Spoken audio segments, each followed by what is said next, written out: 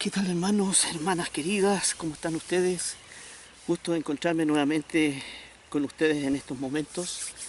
Hoy día es domingo 6 de septiembre. Un lindo día, un sol radiante, un poco caluroso. Espero que no me achicharre. Pero les he traído un tema que no es controversial esta vez, pero asusta a moros y cristianos. Es el tema del juicio, ¿ya? Pero quiero decirte una cosa, quiero advertirte una cosa. Si eres tú un cristiano sincero, que vive como Cristo vivía, ¿ya? Que guarda los mandamientos de Dios, que lleva fruto, no te preocupes. Te llevarás una grata sorpresa en estos momentos. Vamos a empezar con el libro de los Hechos de los Apóstoles, capítulo 17. El libro de los Hechos de los Apóstoles, capítulo 17, el versículo 31, 17:31, que nos dice lo siguiente. Dice el apóstol, por cuanto ha establecido un día en el cual juzgará al mundo con justicia, por aquel varón a quien designó, dando fe a todos con haberle levantado de los muertos. Por cuanto ha establecido un día en el cual juzgará al mundo, entonces, con justicia. Dios juzgará al mundo, pero con justicia. No temas. Dios no es un Dios chueco, ¿ya? Dios es un Dios justo y juzgará en ese día con justicia. Es la primera enseñanza que vemos entonces ahí. Segunda de Corintios, el libro de Segunda de Corintios, capítulo, capítulo 5, versículo 10. Dice ahí lo siguiente. Segunda de Corintios, capítulo 5, verso 10. Fíjate, ¿cuántos de nosotros hemos de comparecer ante ese juicio? Dice ahí, porque es necesario que todos nosotros comparezcamos ante el tribunal de Cristo, para que cada uno reciba según lo que haya hecho mientras estaba en el cuerpo, sea bueno o sea malo. Todos nosotros, nadie escapará de estar ante la presencia del Señor.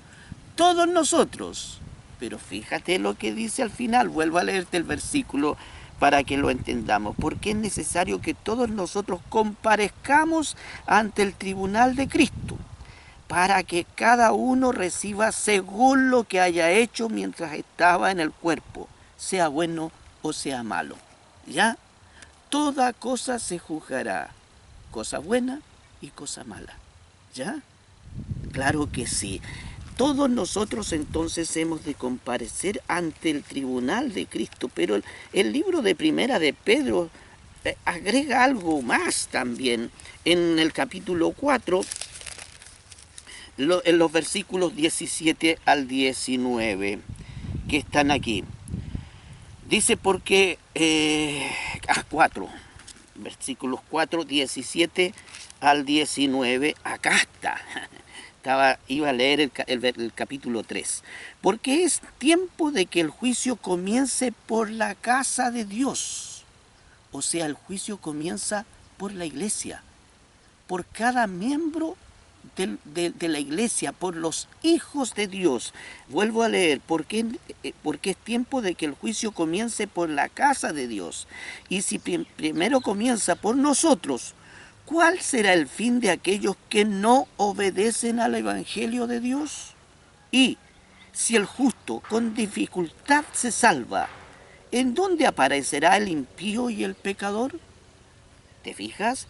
De modo que los que padecen según la voluntad de Dios encomienden sus almas al fiel Creador y hagan el bien. ¿Ya? Es un claro consejo del apóstol, de nuestro querido apóstol San Pedro, de modo que los que padecen según la voluntad de Dios encomienden sus almas al fiel Creador y hagan el bien. No es lícito para un cristiano hacer el mal, ¿ya? No es lícito para un cristiano pecar abiertamente en contra de la voluntad de Dios. ¿Se fijan? Pero fíjense lo que dice el versículo 17, cómo comienza. Porque es tiempo de que el juicio comience por la casa de Dios, y si primero comienza por nosotros, ¿cuál será el fin de aquellos que no obedecen al Evangelio de Dios? En realidad, el Evangelio, o sea, el juicio es a favor de los cristianos. Fíjense en lo que dice el capítulo 12 de Apocalipsis, ¿ya? A capítulo 12, en los versículos 10 al 11. Dice ahí: entonces oí una gran voz en el cielo que decía: ahora ha venido la salvación, el poder y el reino de nuestro Dios y la autoridad de su Cristo, porque ha sido lanzado fuera el acusador de nuestros hermanos, el que los acusaba delante de nuestro Dios día y noche. Y ellos le han vencido por medio de la sangre del Cordero y de la palabra del testimonio de ellos, y menospreciaron sus vidas hasta la muerte. El diablo puede ser vencido, sí. Ya, nosotros podemos vencer al diablo, sí, con la sangre de Cristo. La sangre de Cristo nos limpia de toda maldad, ¿verdad? Y fíjense, porque fíjense lo que dice el versículo. Y ellos le han vencido por medio de la sangre del Cordero y de la palabra del testimonio de ellos. ¿Se dan cuenta? Podemos ser más que vencedores por medio de Cristo Jesús, nuestro Señor, nuestro querido Salvador. Claro que sí, pero fíjense lo que decía también el versículo 10. Entonces oí una gran voz en el cielo que decía: ahora ha venido la salvación, ahora ha venido la salvación. Repito esa frase: el poder y el reino de nuestro Dios y la autoridad de su Cristo. Fíjense por qué. Porque ha sido lanzado fuera el acusador de nuestros hermanos, el que los acusaba delante de nuestro Dios día y noche. Satanás constantemente nos está acusando día y noche por cada pecado que él nos hace cometer, ¿ya? Por pequeños que sean nuestros pecados, él nos acusa. Por eso es necesario ir ante Cristo y confesar nuestros pecados, por pequeños que sean. Pero hermano mío, a Cristo es el único que puede perdonar pecados, como ya lo hemos visto y como seguramente lo vamos a seguir viendo más adelante. No a un sacerdote, no a un pastor, no a un hombre tan corrupto como nosotros, como cada uno de nosotros, o tal vez peor que nosotros. No, no es a un hombre a quien debemos confesar nuestros pecados, ¿ya? Es a Cristo, ¿ya? Claro que sí, Satanás nos acusa constantemente de todos nuestros pecados, ¿ya? Por eso es necesario que el juicio comience por la casa de Dios. Ese juicio es a favor del pueblo de Dios. Satanás nos acusa y Cristo, ¿verdad?, en el juicio debe testificar que esos pecados por los cuales Satanás nos acusa están perdonados porque han sido confesados a Él, directamente a Él. ¿Te das cuenta? Claro que sí. El juicio, hermano mío, es a favor tuyo, ¿ya? Cristo, ¿verdad? La sangre de Cristo es la que nos limpia de todo pecado, ¿ya? Así que podemos estar confiados ante la presencia de Dios, pero no solamente seremos nosotros los que compareceremos ante el tribunal de Cristo, sino también los demonios, ¿ya? Satanás nos acusa a nosotros para no ser el único condenado, pero fíjate lo que dice San Judas en el versículo 6. Y a los ángeles que no guardaron su dignidad, sino que abandonaron su propia morada, los ha guardado bajo oscuridad en prisiones eternas para el juicio del gran día. Satanás y todos sus demonios van a ser juzgados también. Primero, ya Dios va a vindicar nuestras vidas. Dios va a vindicar a sus hijos, ya que han confesado sus pecados ante Él. Y ante el cual hemos lavado nuestra vida de pecado con la sangre de Cristo. Sí, primero ese juicio, pero enseguida el gran acusador que nos acusa día y noche va a ser también condenado, va a ser también juzgado. Claro que sí. ¿Qué se juzgará ahora en ese juicio? Veamos lo que nos dice Romanos, el libro de Romanos, el capítulo 2, el versículo 16. Romanos 2:16. En el día en que Dios juzgará por Jesucristo los secretos de los hombres conforme a mi evangelio. En el juicio, ¿ya? Se va a juzgar hasta los secretos más pequeños. El sol de verdad está calentando pese a que todavía no es primavera. Pero bueno, así es el sol, ¿no es cierto? Calienta fuerte. Claro que sí, en el día que juzgará por Jesucristo los secretos del corazón. Aún las cosas más secretas que solamente nosotros conocemos van a ser juzgadas.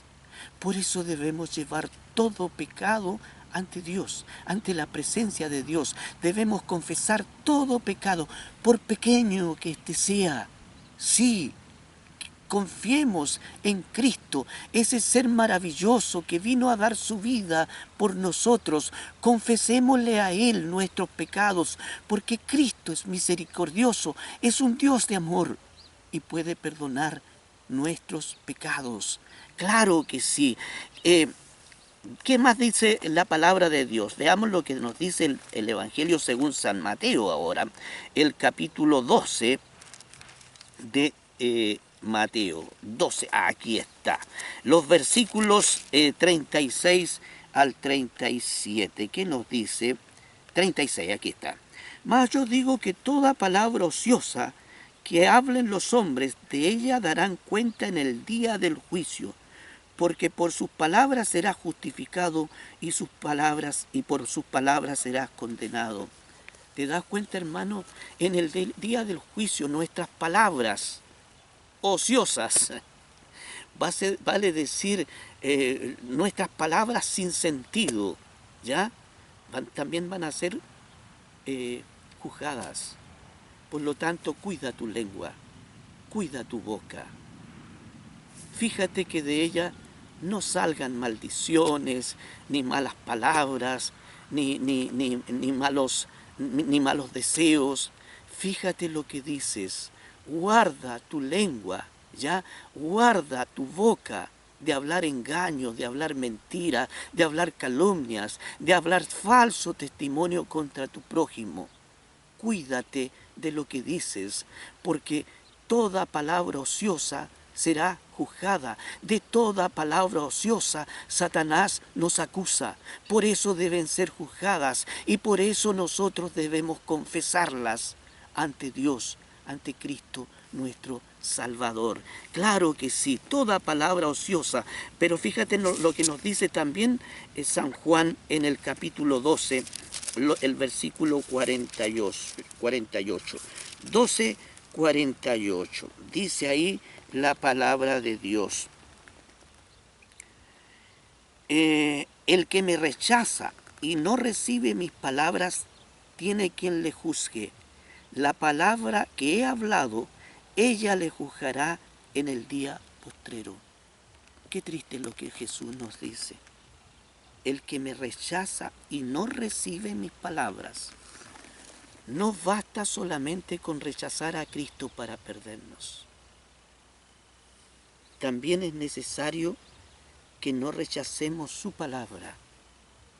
¿Ya? Y Cristo, ¿verdad?, dijo muchísimas cosas. Entre ellas, Él dijo que no había venido a anular los mandamientos, sino a cumplirlos.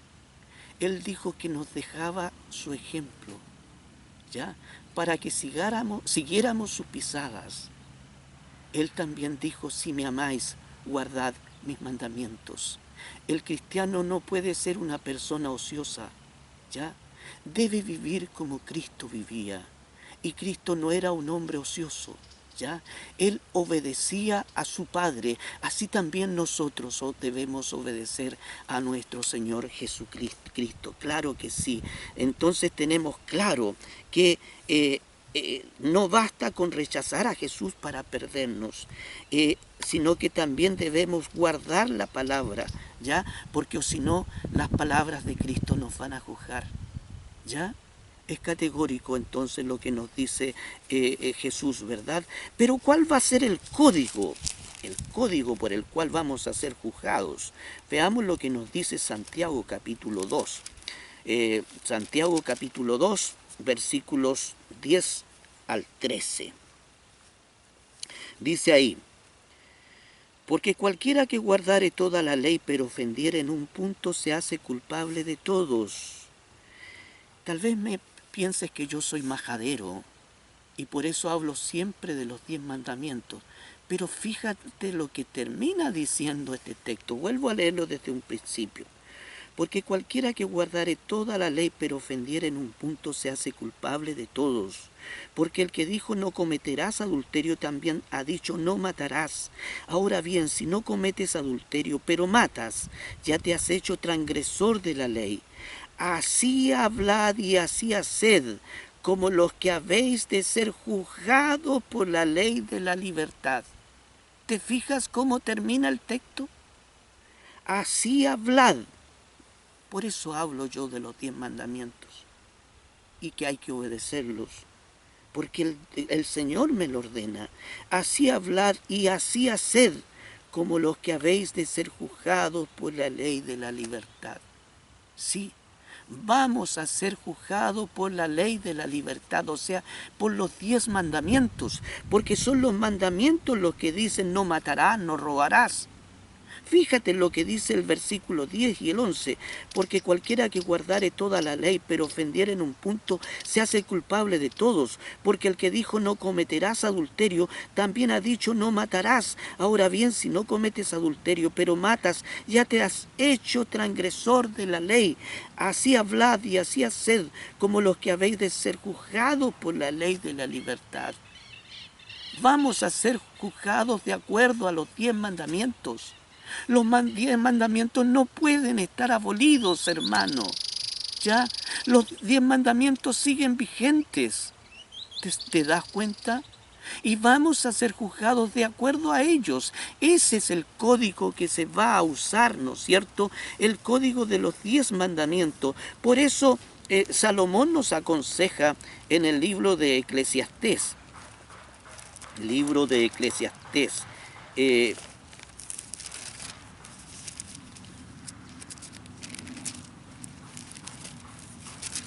Capítulo 12 de Eclesiastés,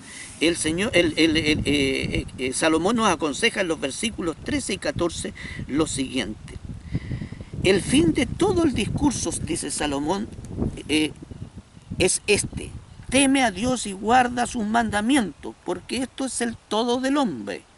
Porque Dios traerá toda obra a juicio, juntamente con toda cosa encubierta, sea buena o sea mala. Dios traerá toda obra a juicio, sea buena o sea mala. Sí, es lo mismo que hemos venido analizando hasta estos momentos. Pero fíjate lo que dice el versículo 13. El fin de todo el discurso oído es este: teme a Dios y guarda sus mandamientos. El predicador, ¿no es cierto?, Salomón, el autor de Eclesiastés. Eclesiastés, vuelvo a reiterar, significa el predicador.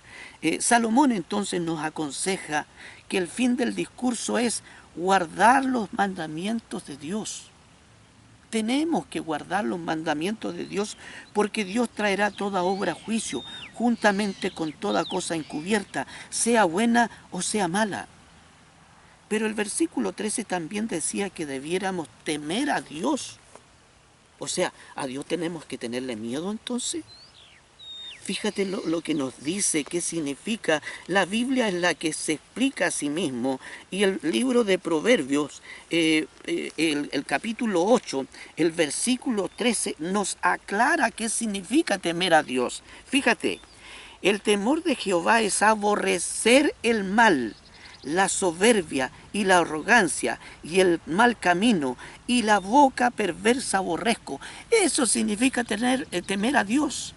No significa tenerle miedo. Si Dios es un Dios de amor. Por eso el dicho dice, sonríe, Dios te ama. Es cierto, Dios te ama.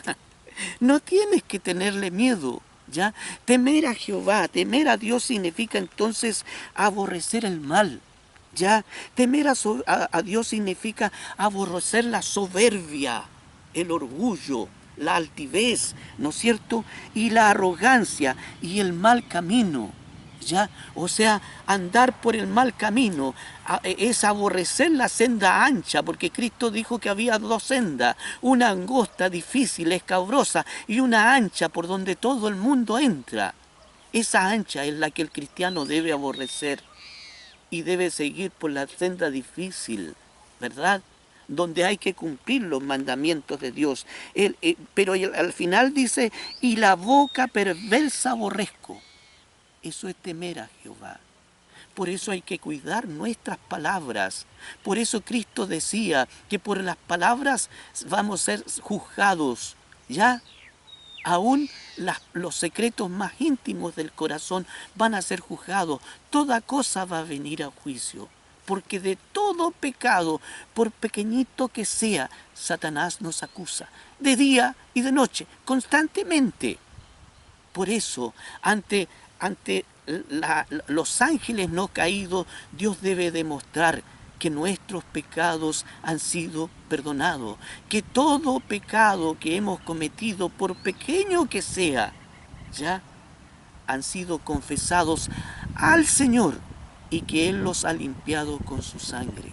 ¿Te fijas? Por eso es necesario llevar, reitero, nuestros pecados a Dios, a Cristo, no a un hombre. Eso es aberración, eso es endiosar a ese hombre. ¿Ya? Los pecados deben ser confesados a Cristo entonces. ¿Sí?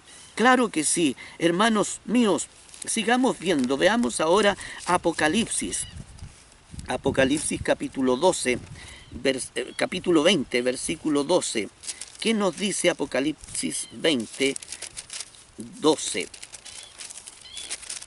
20, versículo 12 nos dice: y vi a los muertos grandes y pequeños de pie ante Dios, y los libros fueron abiertos, y otro libro fue abierto, el cual es libro de la vida, y fueron juzgados los muertos por las cosas que estaban escritos en los libros según sus obras. Hay libros escritos en el cielo. ¿Ya? Hay registro de cada acto nuestro, sea bueno o sea malo. Y en los libros que registran nuestros malos actos debe estar al lado de ese pecadito las siguientes palabras: confesado y perdonado. ¿Ya? Para que diga esas dos palabritas, confesado y perdonado, tú que debes llevar tus pecados a Cristo y solo ante el Señor debes doblar tus rodillas y confesar tus pecados, reitero, no a un hombre. ¿Ya? No a un hombre. Claro que sí, nuestros pecados deben ser juzgados, deben ser confesados a Dios, porque hay registros en el cielo, hay libros, está el libro de la vida, donde están los nombres de todos los hijos de Dios que un día han de salvarse. ¿Ya? Pero hay también otros libros. Fíjate lo que nos dice Malaquía, el libro de Malaquía, Malaquías, capítulo 3, versículo 16. Al otro lado está. Entonces los que temían a Jehová hablaron cada uno a su compañero, y Jehová escuchó y oyó, y fue escrito libro de memoria delante de él, para para los que temen a Jehová y para los que piensan en su nombre. Hay un libro especial para los que temen a Dios, ya, para los que le obedecen, para los que se apartan del mal, como ya vimos que significa el mal, el temer a Dios. Temer a Dios, reitero, significa aborrecer las calumnias, los cuenteos, ¿verdad? Aborrecer los falsos testimonios, aborrecer el mal camino. Bueno, pues bien, para ellos hay un libro de memoria donde se registra todas las buenas obras, ¿ya? Sí, hay un registro de todas tus obras como cristiano en el cielo, ¿ya? Dios no se va a olvidar de ningún detalle, de ninguna obra buena que hayas hecho, ¿ya? Porque no basta solamente creer en Cristo como nuestro Salvador, porque hasta los demonios creen y tiemblan ante su presencia. Es necesario ya vivir como Cristo vivía. Cristo no te va a dejar ocioso en este mundo. Como cristiano debemos llevar frutos. No es que los frutos nos salven, no es que los mandamientos nos salven, es Cristo el único Salvador. Pero si yo he confesado a Cristo mis pecados y lo he aceptado como mi Señor, entonces yo debo llevar frutos. Los frutos son la evidencia de la fe de todo cristiano. Fíjate lo que nos dice el libro de Apocalipsis, capítulo 3. Apocalipsis, capítulo 3, versículo 5, dice ahí: el que venciere será vestido de vestiduras blancas, y no borraré su nombre del libro de la vida, y confesaré su nombre delante de mi Padre y delante de sus ángeles. ¿Te fijas lo maravilloso que es Dios? Hay un libro de la vida donde está tu nombre, y Cristo no quiere borrar tu nombre de ese libro de la vida, ¿ya? Claro que sí, el que venciere será vestido de vestidura blanca. Yo debo ser un vencedor tomándome de la mano de Cristo, porque solo no puedo. Separado de mí nada podéis hacer, dice Cristo, pero todo lo puedo en Cristo que me fortalece, dice el apóstol San Pablo.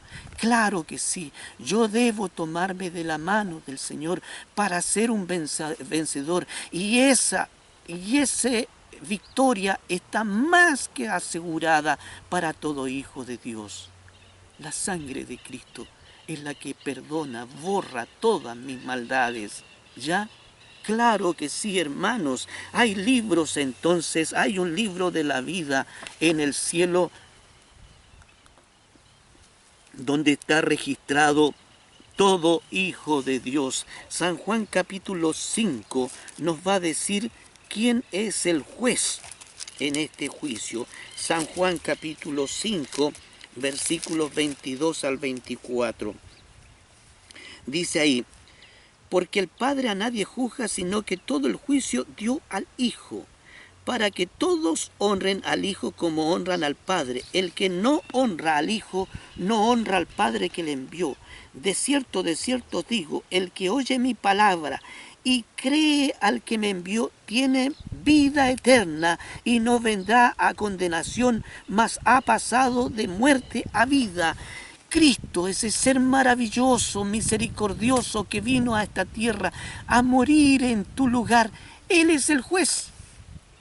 Él es el juez. Él te juzgará con misericordia, porque Él te comprende, Él te entiende. Él sufrió en esta vida más que cualquiera de nosotros. Y Cristo va a ser un juez justo, ¿ya? Que juzgará nuestro caso. Claro que sí, el Padre le dio el juicio a Cristo. Él es quien nos juzgará. ¿Te fijas? ¿Pero qué juzgará Cristo? Fijemos lo que nos dice Mateo ahora, capítulo 25. Él juzgará... Fíjate lo que nos dice los versículos 25 al capítulo 25, el versículo 33 al 40. Aquí está. Dice Cristo que al final separará las ovejas de los cabritos. Las ovejas son sus hijos, los cabritos son los que se perderán. Y pondrá las ovejas a su derecha y los cabritos a su izquierda. Entonces el rey dirá a los de su derecha, o sea, a las ovejas: venid benditos de mi Padre, heredad el reino preparado para vosotros desde la fundación del mundo. Porque tuve hambre y me diste de comer, tuve sed y me diste de beber, fui forastero y me recogisteis, estuve desnudo y me cubristeis, enfermo y me visitasteis, en la cárcel y vinisteis a mí. Entonces los justos le responderán diciendo: Señor, ¿cuándo te vimos hambriento y te sustentamos, o sediento y te dimos de beber? ¿Y cuándo te vimos forastero y te recogimos, o desnudo y te cubrimos? ¿O cuándo te vimos enfermo en la cárcel y vinimos a ti? Y respondiendo el rey les dirá: de cierto os digo, que en cuanto lo hicisteis a uno de estos mis hermanos más pequeños, a mí lo hicisteis. Los frutos son la evidencia de la fe.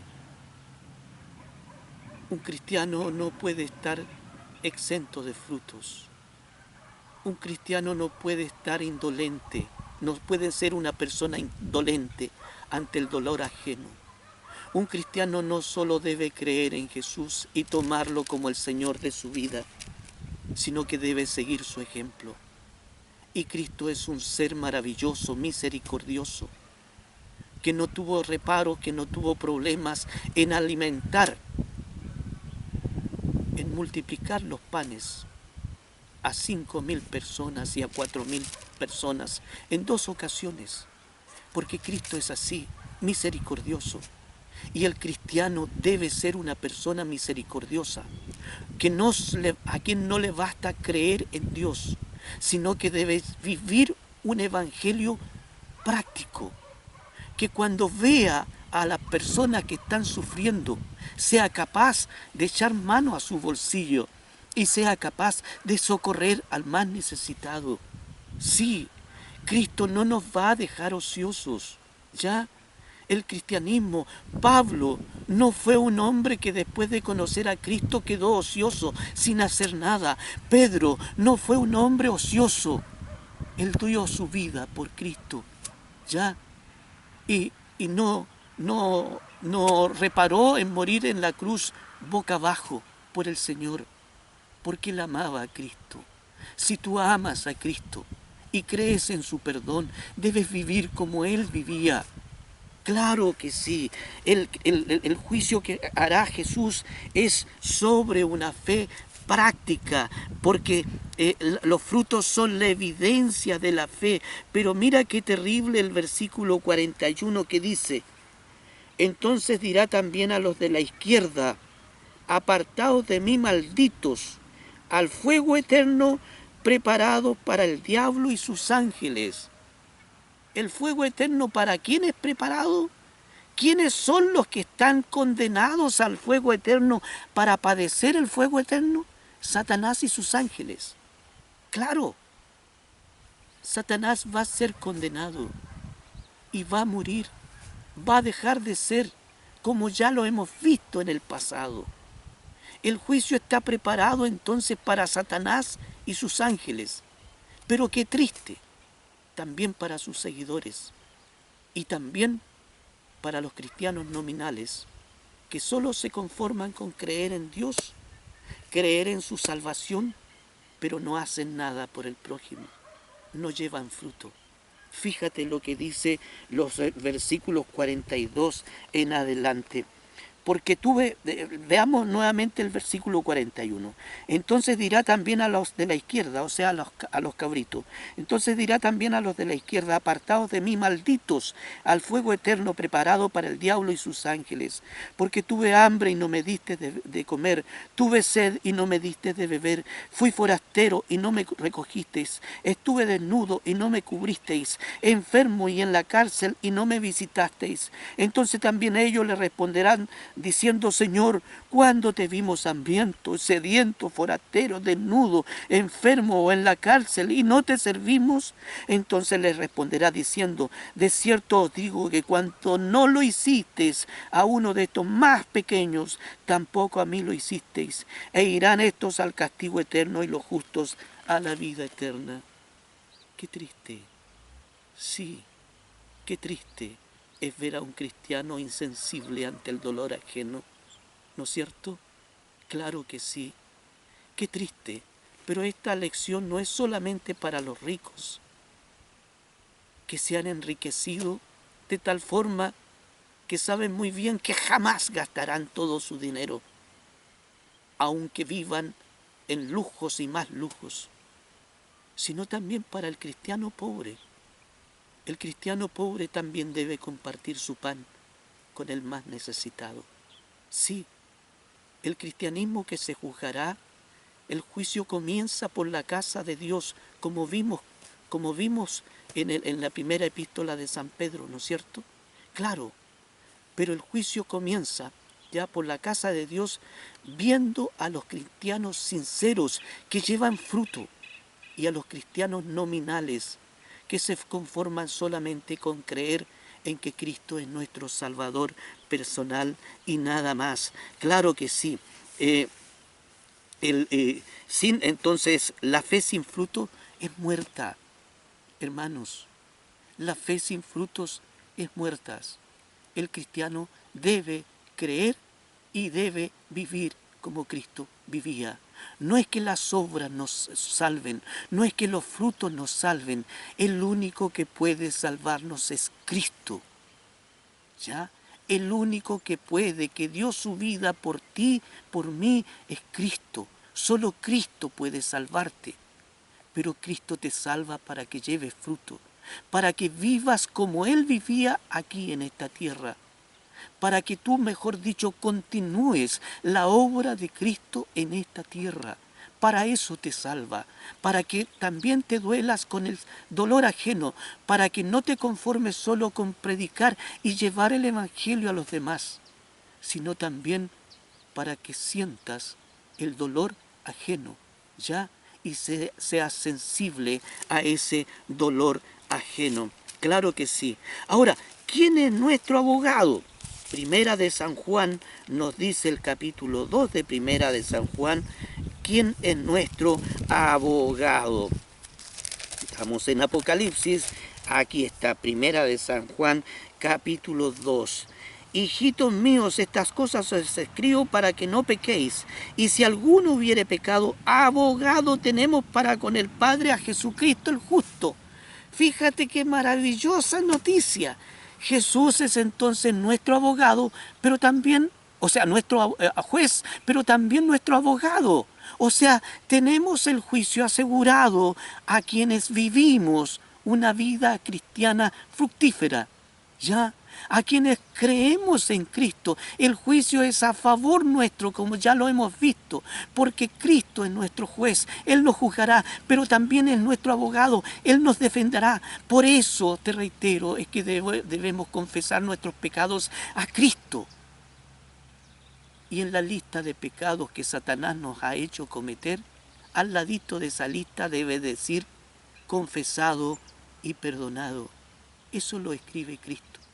¿Pero cuándo? Cuando tú confiesas tu pecado al Señor. Sí, por eso reitero, creamos en Cristo como nuestro abogado y llevemos nuestros pecados a Cristo. Fíjate lo que nos aconseja, ¿no es cierto?, el mismo apóstol San Juan en el capítulo 1, versículos 9 y 10. Aquí está. Si confesamos nuestros pecados, Él es fiel y justo para perdonar nuestros pecados y limpiarnos de toda maldad. Si decimos que no hemos pecado, le hacemos a Él mentiroso y su palabra no está en nosotros. Si decimos que no tenemos pecado, porque hay mucha gente que dice, no, yo soy bueno, no hago mal a nadie. A ver, hasta con el pensamiento pecamos, ¿ya? Hasta por omisión pecamos. Si yo no tiendo la mano al más débil, al necesitado, como ya lo hemos visto, estoy pecando, hermano mío. No digamos que somos santos, justos. Cuidado, cuidado con con autoconsiderarnos justos y santos. Dejemos que Cristo lo decida. Si somos tan justos y tan santos como pensamos, ya debemos llevar nuestros pecados a Cristo. Cristo puede perdonar nuestros pecados y limpiarnos de toda maldad. Si confesamos nuestros pecados, Él es fiel y justo para perdonar nuestros pecados y limpiarnos de toda maldad. Si decimos que no tenemos pecado, le hacemos a Él mentiroso. Cristo entonces es tu abogado. Al abogado hay que confesarle todo el problema. Porque si en el juicio después aparece algo de lo que no hemos conversado con el abogado no podrá defendernos, ¿verdad? Por eso es que a Cristo debemos confesarle todo nuestro pecado, para que Satanás no pueda acusarnos de nada, ¿ya? O, mejor dicho, para que todas las acusaciones que haga el diablo contra nosotros esté registrado, confesado y perdonado. Claro que sí. Qué maravilloso es saber entonces que el juicio es a favor nuestro. Pero ¿qué otro consejo nos hace el mismo apóstol San Juan? El capítulo 2, el mismo capítulo, el mismo libro de primera epístola. Capítulo 2 ahora, versículos 3 al 6. Y en esto sabemos que nosotros le conocemos y guardamos sus mandamientos. Ese es otro consejo del apóstol. El que dice yo le conozco y no guarda sus mandamientos, el tal es mentiroso y la verdad no está en él. Pero el que guarda su palabra, en este verdaderamente el amor de Dios se ha perfeccionado. Por esto sabemos que estamos en él. El que dice que permanece en él debe andar como él anduvo. ¿Te das cuenta? El que dice que permanece en Cristo debe andar como Cristo en esta tierra. Sí, vivir como Cristo lo hizo. O sea, debemos continuar como cristianos la vida de Cristo, la vida que Cristo tuvo en esta tierra hace 2000 años atrás, debemos continuarla. Una vida fructífera, un cristiano fructífero. Eso debemos ser. No basta con ser cristianos nominales, como ya lo hemos visto. Sí, hermanos míos, el juicio es a nuestro favor. ¿Te fijas? Qué maravilloso nuestro Señor. El juicio es a nuestro favor, a favor de los cristianos. No tienen nada que temerle, porque tenemos el mejor abogado, y ese abogado es Jesús. No tenemos nada que temer a ese juicio, porque tenemos a un juez justo, y ese juez justo también es Jesús. Ya, claro que sí, hermano mío. Satanás, es cierto, nos acusa, pero Cristo nos perdona. Y eso es lo más maravilloso que podemos hacer. Sí, el juicio finalmente recaerá contra Satanás, que nos instó a pecar contra Dios, contra sus santos, o sea, contra sus demonios, contra sus ángeles caídos, también en contra de los que rechazan a Cristo y rechazan sus enseñanzas, y también en contra de los cristianos nominales que solo se conformaron con creer en que Cristo los perdonaba, pero no llevaron frutos. Hermano mío, Cristo te salva. Jesús es nuestro Salvador. Solo basta creer en Cristo como nuestro Salvador. Pero una vez que hemos creído que Cristo es mi Salvador, debemos llevar fruto, porque los frutos son la evidencia de que Cristo nos ha salvado. Que el Señor te acompañe, hermano mío. Recuerda, imita la vida de los apóstoles.